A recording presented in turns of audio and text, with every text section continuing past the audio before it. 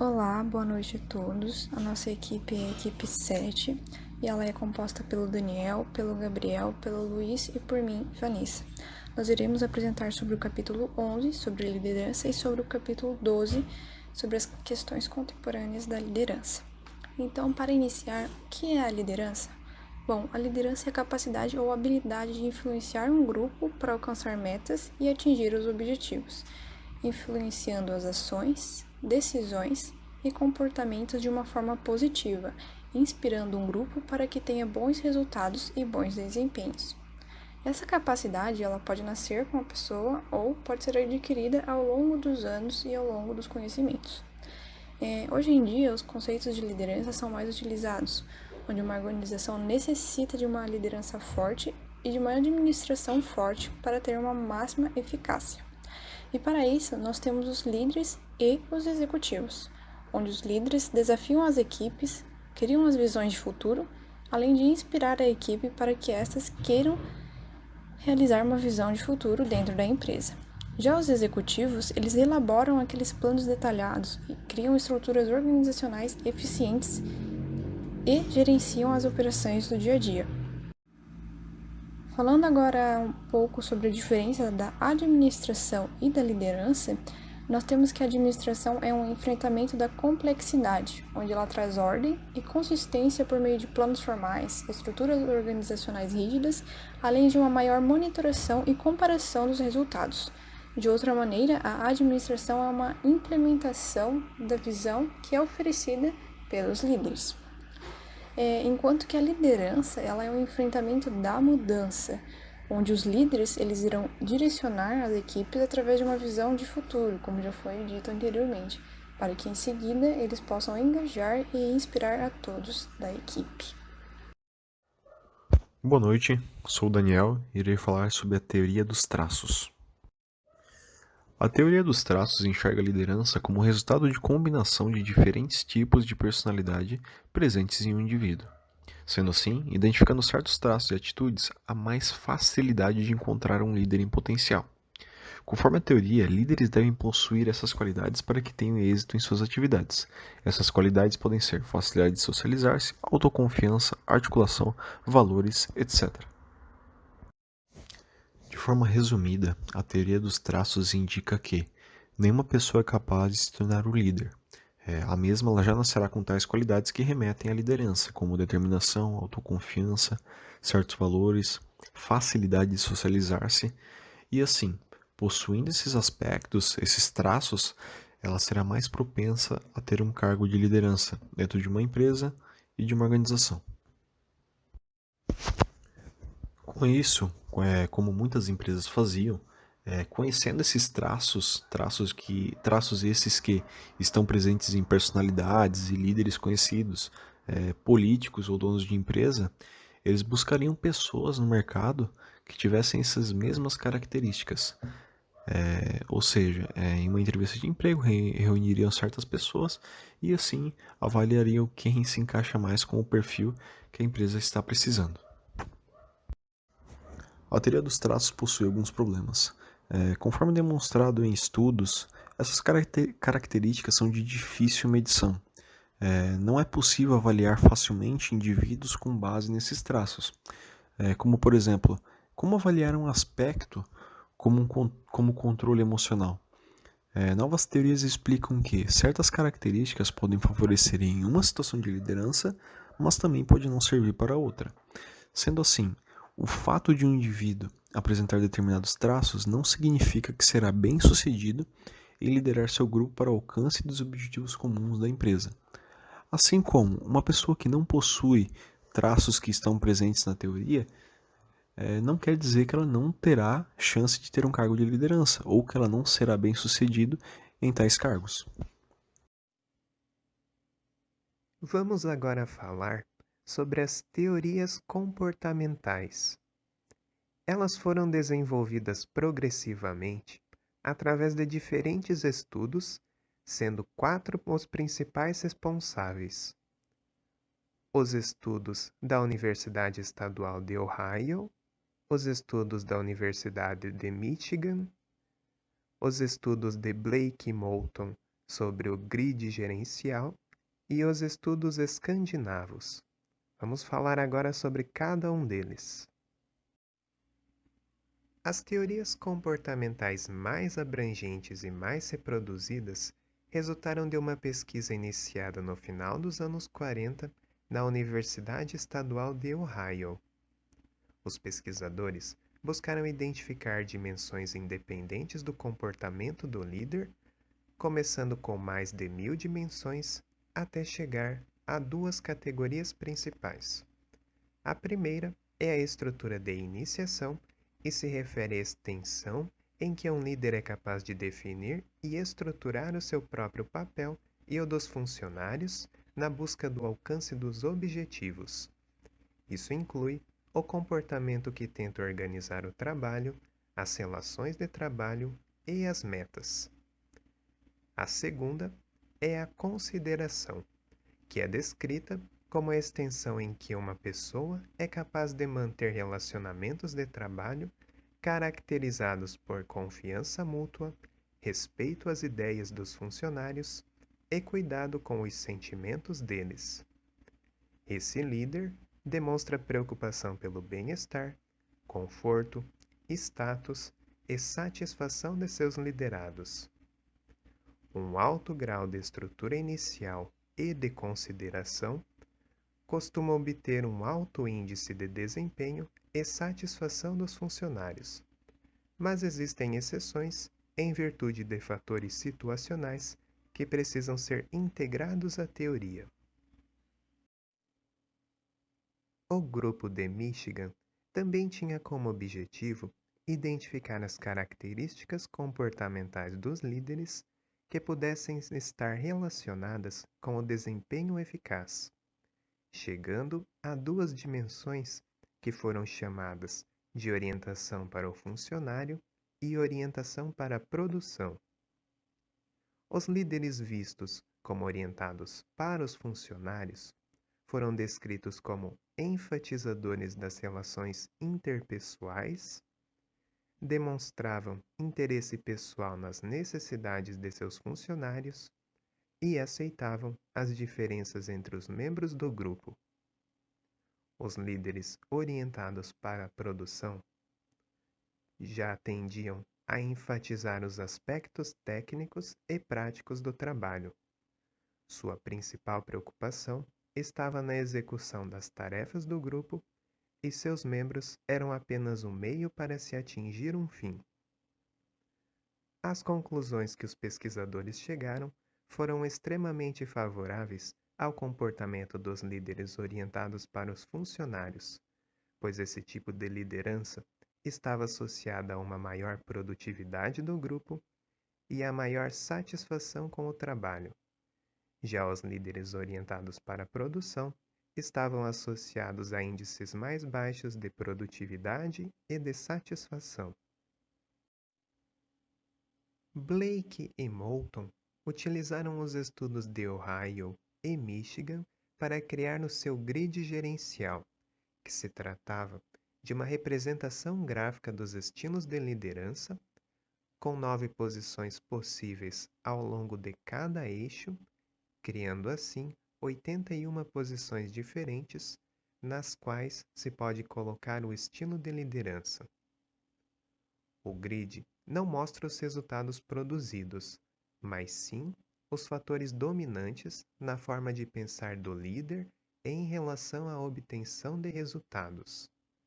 Assim, pode-se dizer que o estilo 9.9, que é um líder de equipe, tem um melhor desempenho que o estilo 9.1, que é um líder autoritário.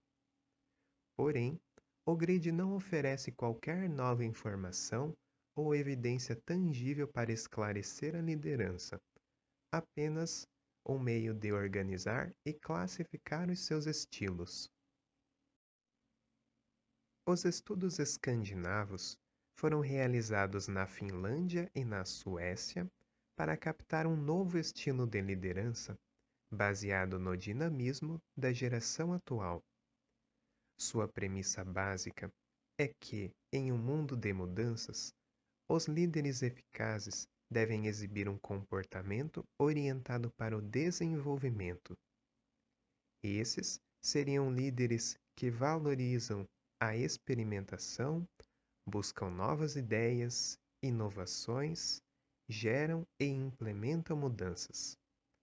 Enquanto as abordagens anteriores enfocavam apenas dois tipos de comportamento, elas não mais representavam o líder atual. Além disso, um comportamento orientado ao desenvolvimento promove maior satisfação aos funcionários, que então são vistos como mais competentes. Na teoria das contingências, os pesquisadores deixaram de conceber o sucesso da liderança como resultado de traços pessoais do líder. No lugar dessa abordagem, passaram a dar mais relevância às situações, ou seja, que tipo de liderança pede tais e tais condições virou a questão, não mais que tipo de características e comportamentos tal líder tem de ter para ser bem-sucedido. Agora, o ambiente que o líder se encontra veio a ser também considerado.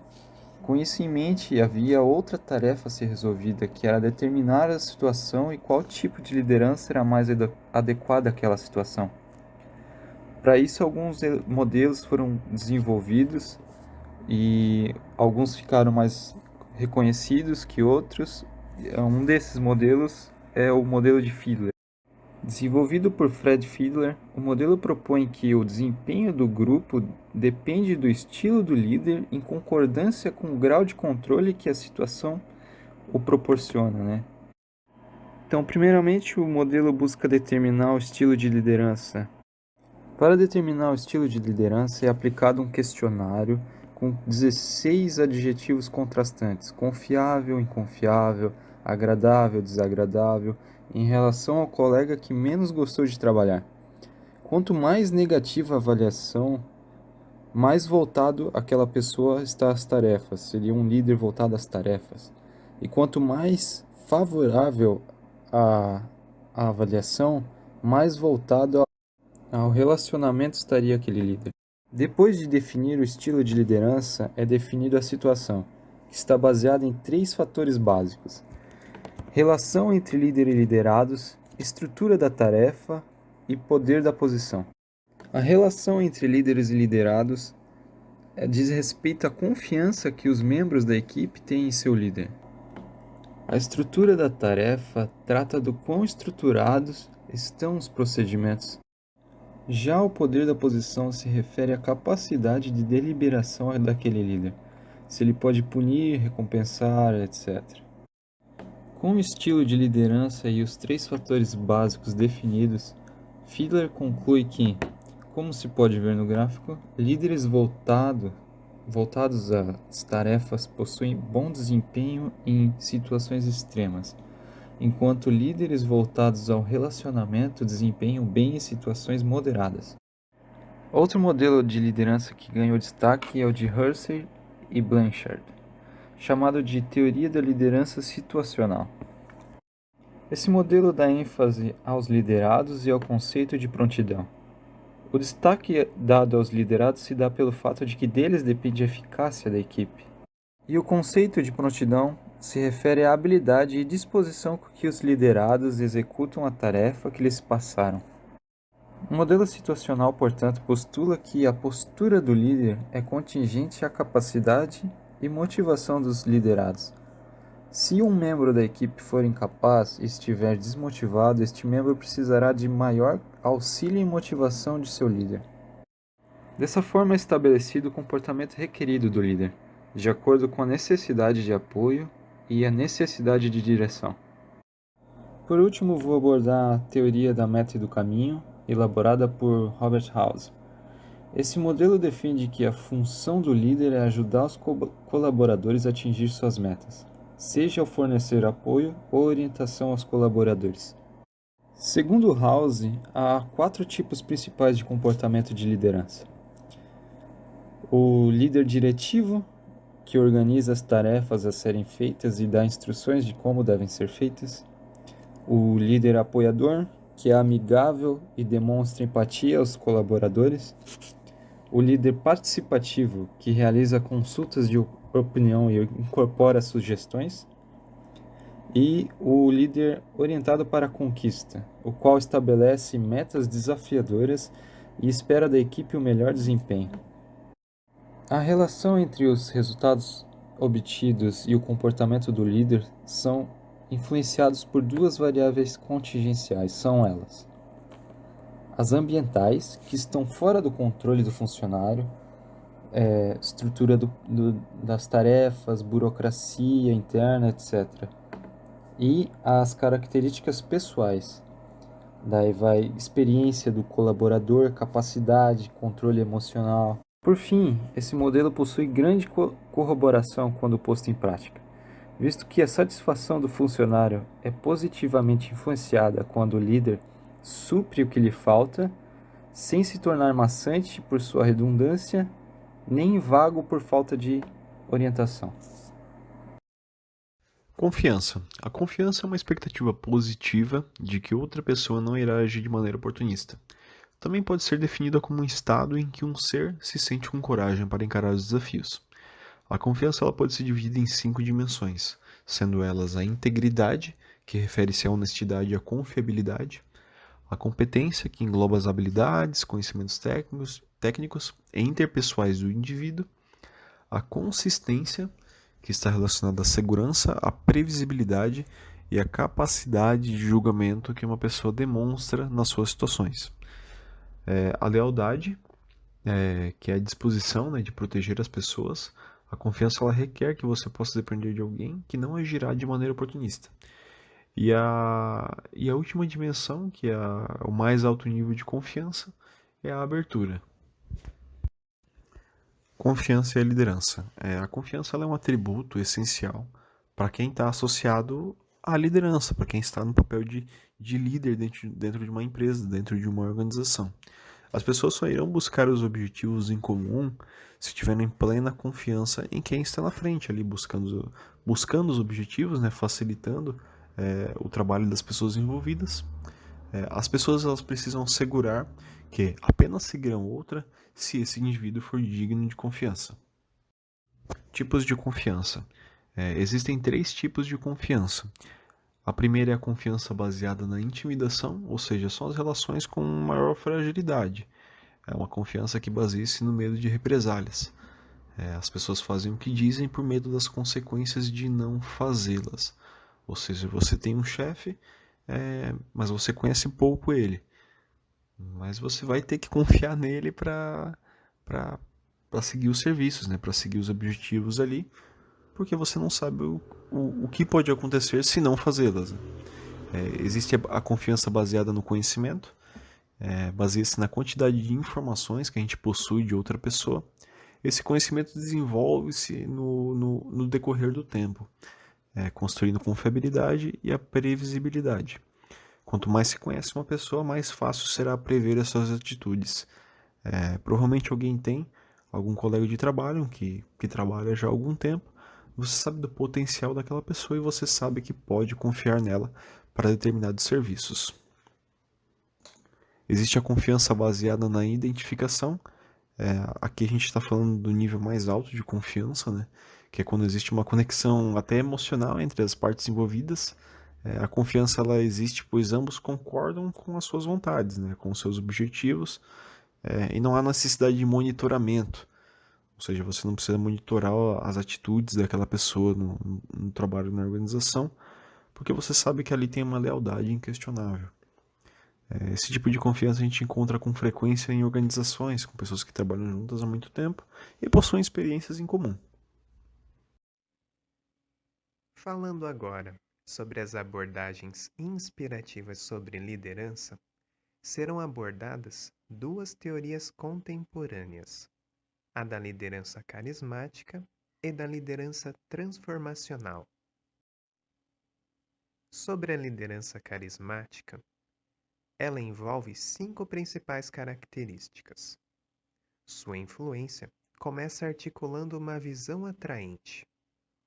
O líder comunica suas expectativas de alto desempenho e expressa confiança de que seus liderados vão conseguir alcançá-las. Isso desperta a autoestima e a autoconfiança dos liderados. Em seguida, o líder comunica através de palavras e ações um novo sistema de valores, oferecendo um exemplo de comportamento a ser seguido pelos liderados. Por fim, o líder carismático se submete ao auto-sacrifício e se engaja em um comportamento não convencional para demonstrar coragem e convicção em relação à sua visão. Existem cada vez mais pesquisas que revelam uma forte correlação entre a liderança carismática, o alto desempenho e a satisfação dos liderados, mas ela nem sempre é necessária para atingir altos níveis de desempenho. O carisma é mais apropriado quando a tarefa dos liderados possui um componente ideológico ou quando o ambiente envolve um alto grau de incerteza ou tensão. Algo importante a ser mencionado é que os líderes não precisam ser necessariamente carismáticos para serem eficazes, especialmente se o carisma vier acompanhado de um ego exagerado que pode comprometer os seus resultados, pois é mais importante que os líderes canalizem suas necessidades pessoais para a conquista das metas de sua organização. Para falar sobre a liderança transformacional, é necessário diferenciá-la da liderança transacional. O líder transacional conduz ou motiva seus seguidores na direção das metas estabelecidas por meio do esclarecimento dos papéis e das exigências das tarefas. Por isso, suas características são recompensa contingente, administração por exceção, tanto ativa quanto passiva, e o laissez-faire. Já o líder transformacional inspira seus seguidores a transcender seus próprios interesses para o bem da organização, o que é capaz de causar um efeito profundo sobre seus liderados. Por isso, suas características são carisma, inspiração, estímulo intelectual e construção individual. A liderança transformacional é construída em cima da liderança transacional, produzindo nos liderados níveis de esforço e de desempenho que vão além daqueles obtidos apenas na abordagem transacional. Independente do estilo de liderança, é a inteligência emocional uma competência fundamental para sua eficácia e envolve 5 principais aspectos, que são a autoconsciência, autogerenciamento, automotivação, empatia e habilidades sociais. Falando agora sobre os papéis contemporâneos da liderança, nós possuímos 3 papéis ou aspectos principais da liderança, que seria a liderança de equipes, o programa de mentores e a autoliderança. Falando primeiro da liderança de equipes, o líder de equipe é diferente daquele papel tradicional de liderança exercido pelos supervisores de primeira linha, que tem aquela questão dos líderes daqueles que foram líderes na fase do individualismo, que nem sempre estarão preparados para mudar os seus hábitos e se tornar um líder de equipe, onde esse líder de equipe irá compartilhar seus conhecimentos e ajuda, além de simplesmente ordenar os funcionários.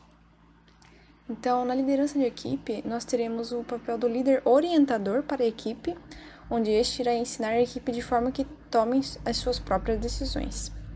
E aqui também nós temos um desafio enfrentado por grande parte dos executivos, que seria como se tornar um líder de equipe eficaz, se adaptando às mudanças e às novas capacidades e comportamentos, como a paciência, a confiança, o modo de ajudar o próximo ou o modo de compartilhar as informações com a equipe sem ser autoritário. Nós temos ainda 4 papéis específicos para a liderança de equipe. O primeiro é os elementos de ligação com os componentes externos, onde aqui estão a administração superior, os clientes, os fornecedores. E aqui é onde o líder é representante, que vai assegurar os recursos, esclarecer expectativas e colher algumas informações. Em segundo, nós temos os solucionadores de problemas, onde os líderes se reúnem com os membros que possuem alguma dificuldade e tentam solucionar os problemas e ajudá-los. Em terceiro, nós temos os administradores de conflitos, que irão ajudar a esclarecer e processar os conflitos, né? Analisando as suas causas, quem foram os envolvidos e quais os motivos do conflito, tentando minimizar os aspectos destrutivos que se mantiveram dentro da equipe. E em quarto, nós temos os treinadores, onde estes irão definir os papéis e as expectativas, além de ensinar, apoiar e fazer o possível para ajudar a equipe em seu desempenho e resultados. Outro papel contemporâneo da liderança é o programa de mentores, onde o mentor é aquele funcionário mais antigo, que é mais experiente e que vai ajudar e apoiar um funcionário mais novo. E esse funcionário mais novo será chamado de protegido. O papel do mentor, então, seria instruir, aconselhar e patrocinar esse seu protegido. Na instrução, ele irá ajudar para desenvolver as habilidades, né? No aconselhamento, ele irá apoiar e ajudar a elevar a autoconfiança dos protegidos, e no patrocínio seria agir em prol e buscar atribuição de destaques aos protegidos. Então, falando aqui os benefícios dos mentores, seriam que eles são bons professores, ouvintes, apresentam ideias com clareza, possuem empatia com os problemas de outras pessoas e ainda compartilham as suas experiências. Algumas organizações e empresas adotam um programa de mentores para funcionários novos ou funcionários com potencial, onde os mentores irão auxiliar no treinamento e ensinar sobre a empresa. Agora, falando do último papel contemporâneo da liderança, né, a autoliderança, seria, nesse papel, os líderes eficazes ajudam os integrantes da equipe a liderarem a si próprios, onde irão desenvolver a capacidade de liderança e as condições para que não precisem mais ser liderados de maneira formal. Na autoliderança, então, existe uma tese da autoliderança, onde as pessoas podem monitorar e controlar seu próprio comportamento. Além disso, são responsáveis e capazes para exercer suas atividades sem regras ou ordens. A autoliderança, né, hoje em dia é muito popularizada entre as equipes, onde para isso pode-se ter um treinamento, né, onde vai ajudar na transição daquela dependência para se conseguir ter autonomia. E para finalizar essa parte, né, o capítulo ali, o autor do livro apresenta algumas sugestões para criar indivíduos com autoliderança. Então, a gente vai citar alguns aqui. Primeiro, seja um modelo de autoliderança, né, se observar, se orientar ou estabelecer metas pessoais. Em segundo, estimular funcionários a fixar metas próprias. Em terceiro, estimular o uso de autorrecompensas para fortalecer e encorajar os comportamentos desejáveis. Em quarto, criar padrões positivos de pensamento. Em quinto, criar um clima propício à autoliderança. E por último, sexto, encoraje a autocrítica. Encoraje as pessoas a serem críticas acerca de seu próprio desempenho ou resultados. O tópico de liderança ética vem ganhando cada vez mais espaço, uma vez que os líderes são tomados como exemplo pelos demais. Eles devem se preocupar não só com os resultados, mas também com os meios que usam para atingir esses resultados. Caso contrário, esses líderes podem facilmente serem percebidos como manipuladores em busca de benefício próprio. Dessa forma, é imperativo que pessoas em posição de poder o utilizem de forma socialmente construtiva, para que haja benefício mútuo entre todas as partes. Não é só por questão de relações públicas que se busca estabelecer padrões éticos, íntegros e o comprometimento com tais padrões. Alimentar uma cultura e clima organizacional desonestos pode acarretar prejuízos à organização, visto que a percepção pelos colaboradores de uma estrutura injusta muitas vezes promove uma desconfiança entre eles e, por consequência, uma descoordenação entre os colaboradores, entre os colaboradores e os líderes, e até uma disfunção entre departamentos. Ainda mais relevante atualmente está a questão de como liderar equipes virtuais. Com o aumento brusco do home office, essa questão ainda persiste. Algumas características se revelaram de muita importância, como a necessidade do uso de plataformas dinâmicas que suportam tanto uma comunicação formal e padronizada, quanto uma comunicação que providencie um contato rápido e menos formal. Outra necessidade é o treinamento dos colaboradores, para que sejam mais independentes, já que o microgerenciamento se torna impossível. Com todos esses requisitos e ferramentas de controle de desempenho, o trabalho não presencial pode ser tão ou mais efetivo quanto o trabalho presencial. Do contrário, se uma organização possui uma cultura de microgerenciamento, ela irá ter muitas dificuldades para poder se adaptar a essa nova modalidade.